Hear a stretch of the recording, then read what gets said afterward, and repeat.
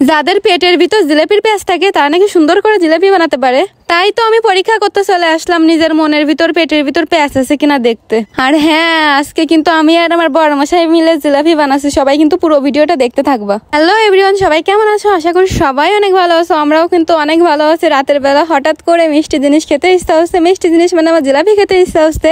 বাড়িতে ছিল না চিনি, তো চিনি ছাড়াও কিন্তু জিলাপি হয় গুড় দিয়ে। আজকে বানাচ্ছি গুড় দিয়ে জিলাপি। তো এটা ছিল হচ্ছে খেজুরের গুড়। তো খেজুরের গুড় হালকা একটু জলের ভিতর গরম করে আমি দিয়ে হচ্ছে জাল করে নিচ্ছি। একটু গাঢ় গাঢ় মিশ্রণ করে নিতে হবে। আর তারপরে এলাচ দিয়ে দিলাম যাতে একটু সুগন্ধ বের হয়। একটু আঠালো আঠালো ভাব হলে আমি হচ্ছে গ্যাসটাকে বন্ধ করে দিলাম। আর বন্ধ করে চলে আসলাম এবার হচ্ছে জিলাপির প্যাঁচ দেওয়ার জন্য সেই মিশ্রণটা তৈরি করতে। এখানে আমি নিয়েছি হচ্ছে 2 বাটি চালের গুঁড়ো, ছোট ছোট বাটি 2 কাপ দিয়েছি চালের গুঁড়ো। আর তারপরে হচ্ছে বেকিং পাউডার দিয়ে একটুখানি সয়াবিন তেল দিয়ে ভালো করে বড় মশাই গুটে গুটে দিচ্ছে। আমাকে আবার সাহায্য করে, তোমাদেরকে মিথ্যা কথা বলবো না, আমার কাজে অনেক সাহায্য করে। তো এদিকে মাখাচ্ছে ভালো করে, আর আমি এদিক দিয়ে তেল দিচ্ছি, জল দিচ্ছি। তো একটু একটু জল দিচ্ছিলাম আর ভালো করে বড় মশাই হচ্ছে মাখাচ্ছিল। এখানে এই যে মিশ্রণটা মাখাতে মাখাতে চামচের মাথা মুন্ডু সব ভেঙে গেছে, হাতেরও 12টা বেজে গেছে। কি কবচ বর্ত চলে গেছে মাখাতে না পাইরে। তারপরে আমিও শুরু করলাম, দলা দলা হয়ে যাচ্ছিল এরকম, চামচ দিয়ে না ফেরে তারপরে হাতই দিয়ে দিলাম, হাত দিয়ে গুটা কাটা শুরু করে দিলাম। বাবা গো বাবা, এত কষ্ট। এটা যতক্ষণ ঘুটবা, একদম একটা ঘন মিশ্রণ যতক্ষণ না হবে ততক্ষণ ধরে ঘুরতে হবে।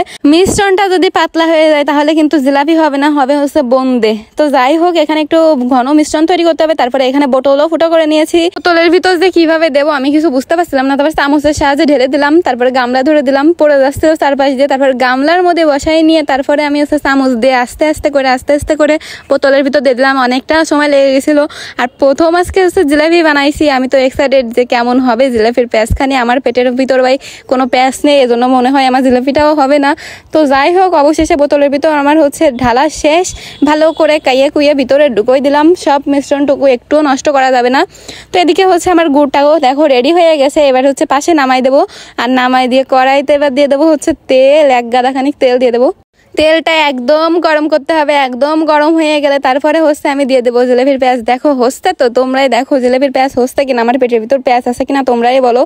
তো মোটামুটি হয়েছে ভাই, বেশি প্যাঁচ নেই আমার মনের ভিতরে, এই জন্যই তো ভালো হয়নি সেরকম জিলাপিটা। যা হয়েছে মোটামুটি ভালোই হয়েছে। খেতে তো পারিছি, যে সময় যা খাতে ইচ্ছা হয় তাই খাতে পারলে যে কি শান্তি লাগে। তারপরে দেখো ভাজা করে উঠোই নিচ্ছি।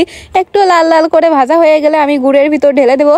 আর গুড়ের ভিতর ঢেলে দিয়ে হচ্ছে 1 মিনিট পরে উঠিয়ে নিতে হবে, না হলে কিন্তু একদম নরম হয়ে যাবে, খেতেই পারবা না। তো 1 মিনিট উল্টাই পাল্টাই দিয়ে আমি হচ্ছে উঠে নিচ্ছি। সেম পদ্ধতিতে আবার প্যাঁচ দিয়ে দিচ্ছি। প্যাঁচগুলো সুন্দর হয়নি, বললাম না মনের ভিতর আমার কোনো প্যাঁচ নেই, এই জন্য আমার জিলাপিও অতটা প্যাঁচ হচ্ছে না। যাই হোক, আর কি বলবো, তোমরাও বানাই খাতে পারো, তোমরাও একদিন পরীক্ষা করে দেখতে পারো তোমাদের মনের ভিতর প্যাঁচ আছে কিনা। যদিও কথাটা আমার বড়মশাই বলেছে সত্যি কি মিথ্যা আমি প্রমাণ পেয়ে গেছি, আমার পেটের ভিতর ভাই বেশি প্যাঁচ নেই।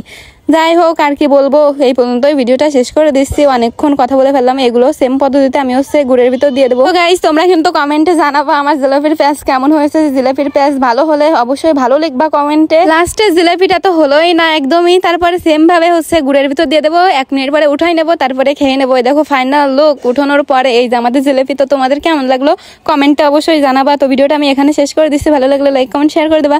সবাইকে অনেক অনেক ধন্যবাদ ভিডিওটা দেখার জন্য। Tata, bye bye, good night.